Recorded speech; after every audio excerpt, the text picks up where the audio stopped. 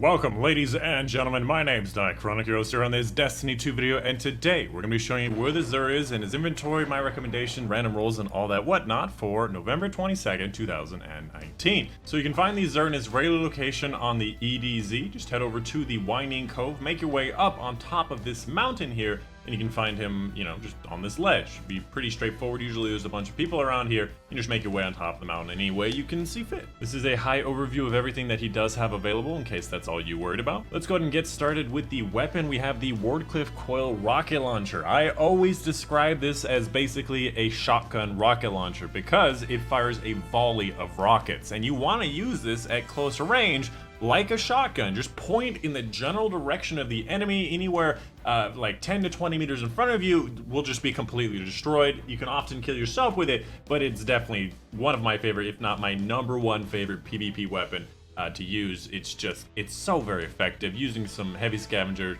you're gonna absolutely destroy everybody. On top of that, automatically reloads ammo on pickups. If you walk over heavy, it auto loads it. Not a big thing, but it's something positive to have. Downside to this weapon is that it reloads quite slowly. So as soon as you fire your shots, just get to cover because you're not going to be able to fire for quite a while. All right, moving on to the Warlock exotic, hopefully quickly because it's going to absolutely kick me out. Already kicked me off the server already, but the Warlock helmet is going to be the Verity's Brow. It's actually a pretty good helmet, allowing some energy weapon kills, boosting your grenade recharge rate for you and nearby enemies or allies. It just seems like a good exotic. There's just a lot of other exotics that I'd rather choose for a lot of the different circumstances. So this is one of those universal exotics that you can use pretty much anywhere, but because I play this game so much, I have the other options, and I don't use it very often. As far as the roll goes, mobility is not really that useful. Discipline is a good synergy with this build. I would like to see a full discipline, full intellect, and then, a tertiary on recovery for this. So kind of a below average roll for an above average exotic for sure,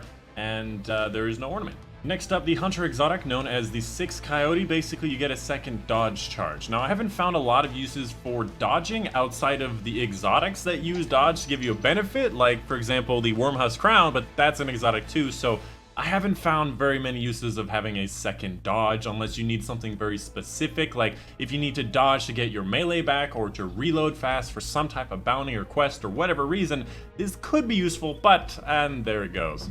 Alright, so we're going to be doing this a little bit more janky. The servers are just kind of crapping on themselves. So what I've done is I've taken some pictures of Mesa Sean's stream. Somehow he's not been kicked out. We're going to be talking about this through a picture. The 6 Coyote, like I was saying, is not a great exotic. It does have a mobility and discipline. Mobility works well with the synergy of the exotic because it's about dodging, being quick and mobile, and discipline is just nice to have, but overall, I'm not really a big fan. And then finally, for the Titan exotic, we have the One-Eyed Mask. They're going to be nerfing this one soon, making it so you don't get an overshield charge up. Instead, you'll just be getting healed up to maximum health.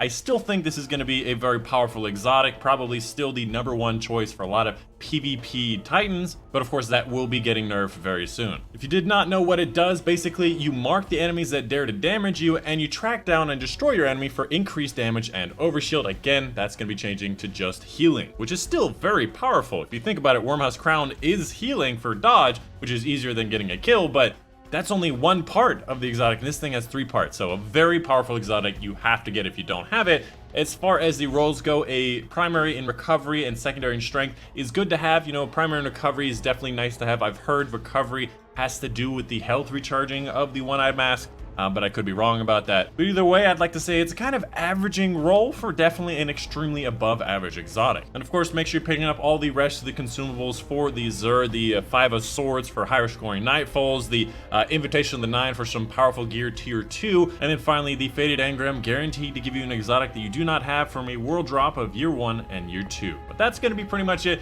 That is going to be the end of the Xur. Hope you guys did enjoy. Apologize, the server issues are just a little bit of a problem, but yeah, that's pretty much it.